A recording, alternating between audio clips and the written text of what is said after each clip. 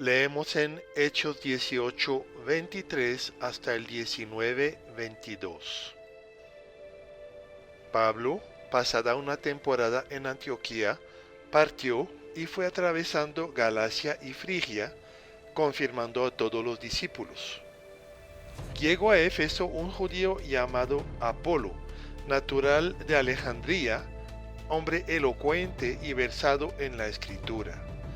Lo habían instruido en el camino del Señor, y lleno de fervor hablaba y explicaba lo concerniente a Jesús, aunque conocía solo el bautismo de Juan. Empezó a actuar abiertamente en la sinagoga, lo escucharon Priscila y Aquila, se lo llevaron aparte y le explicaron con mayor exactitud el camino de Dios.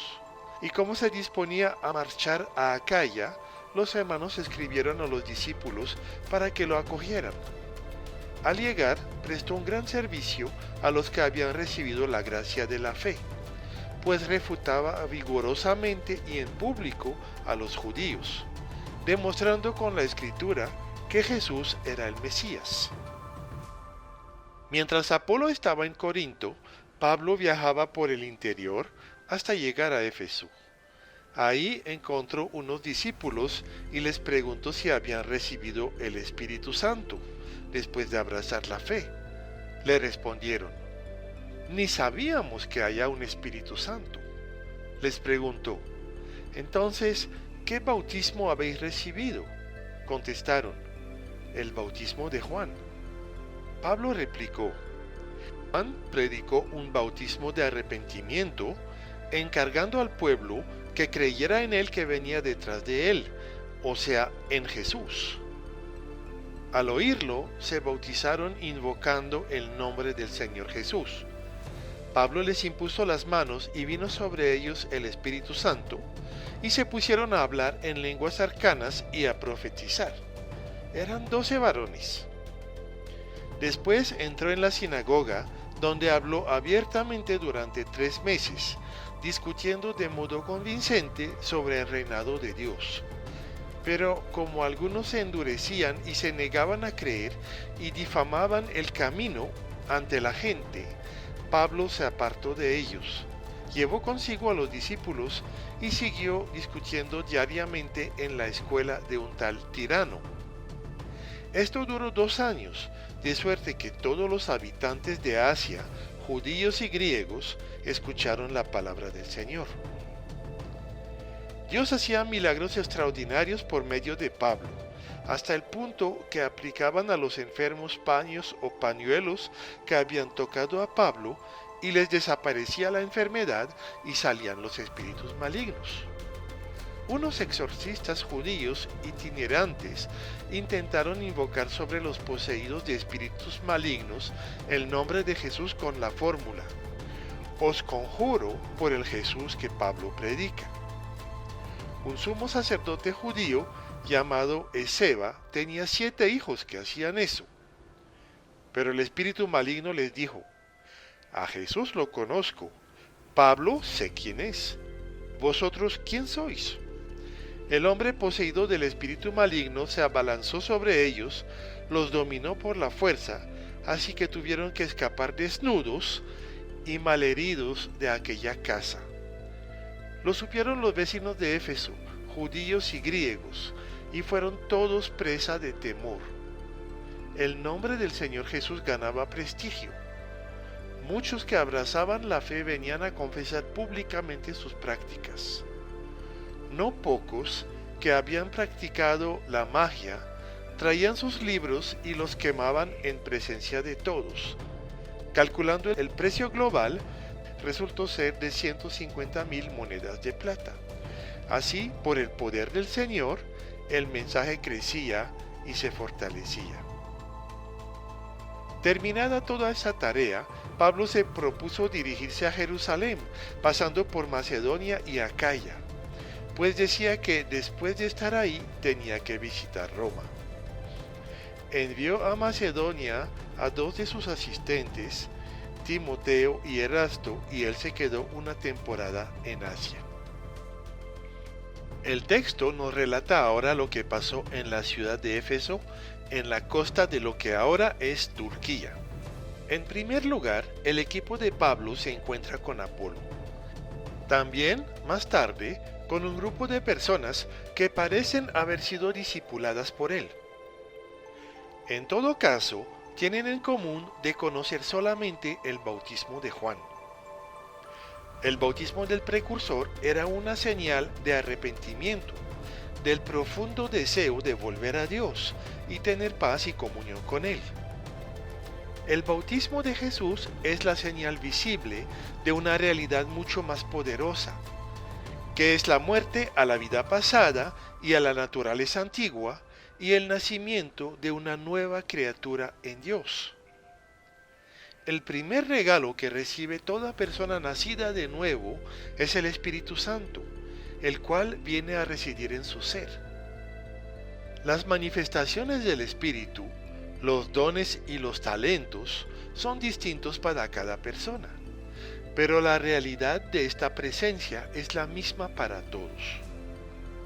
Esta vida de Dios en sus hijos, también llamada unción, es entonces la herencia de todos los santos, es decir, de los que estamos al beneficio de la obra de Cristo.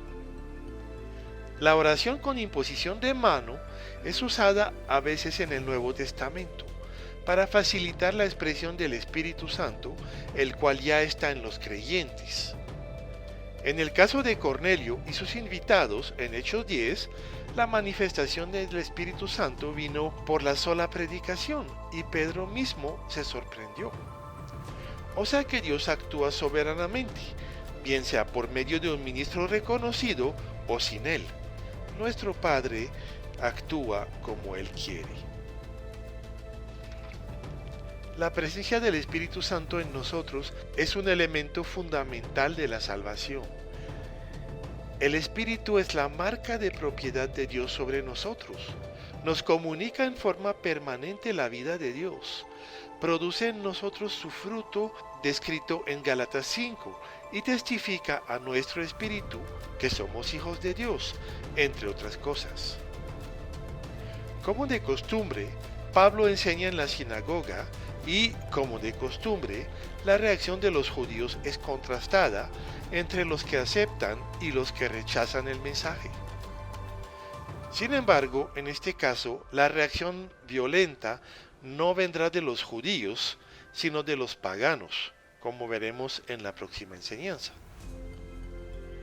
Tal como en Corinto, la estadía de Pablo en Éfeso es larga. La enseñanza se hace muy pública para testimonio a toda la población de la provincia y va acompañada de muchos milagros. El Espíritu Santo mismo es quien decide cómo y cuándo opera señales y prodigios. En ciertas ciudades de los viajes de Pablo se mencionan muy pocos y en otras muchos. Lo importante es que validan el mensaje de salvación y glorifican a Dios. Lo que permite que el Espíritu Santo se manifieste con poder no es la personalidad del siervo, ni una supuesta unción especial de la persona, sino una comunión muy profunda y un estado de total dependencia, tal como Pablo lo expresa en 2 de Corintios 12. Eso se hace manifiesto en lo que le pasa a los tales hijos de Seba. Ellos pretenden echar fuera un demonio en el nombre de Jesús, pero no pertenecen a Dios ni tienen la vida del Espíritu en ellos. Por ser de familia sacerdotal y por usar la fórmula correcta, ellos piensan que tienen autoridad. Pero el Espíritu de Dios no se hereda por nacimiento físico, y las fórmulas de nada sirven. Lo que tiene eficacia es la presencia viva del Señor. Lo que intentaron en realidad fue un acto de magia, en la cual se cree que el mundo espiritual está sujeto a un conjunto de fórmulas y ritos, lo cual es un total engaño. Aún como cristianos, cuando confiamos en oraciones o palabras específicas, en vez de buscar la voluntad del Señor y depender exclusivamente de Él, podemos incurrir en lo que la palabra llama tentar a Dios, es decir, tratar de forzar su decisión, lo cual es una forma de magia. Los discípulos de Éfeso lo entienden muy bien y traen una gran cantidad de libros de hechicería para quemarlos. El valor de estos libros ha sido estimado en más de 150 años de salario de un obrero de la época. La destrucción de estos libros fue un resultado espontáneo de la predicación del Evangelio. Cuando el Espíritu Santo mueve los corazones, no necesitamos decirle a la gente lo que tiene que hacer. Al final de este texto vemos una manifestación más del Espíritu, cuando mueve a Pablo hacia Jerusalén, desde donde empezará su largo viaje hacia Roma. Este testimonio y orden que él recibe del Señor hace que Pablo se mantendrá firme en sus propósitos a pesar de las múltiples advertencias recibidas en el camino. Realmente necesitamos nosotros aprender a conocer y escuchar la voz del gran Dios que ha venido a vivir en nosotros.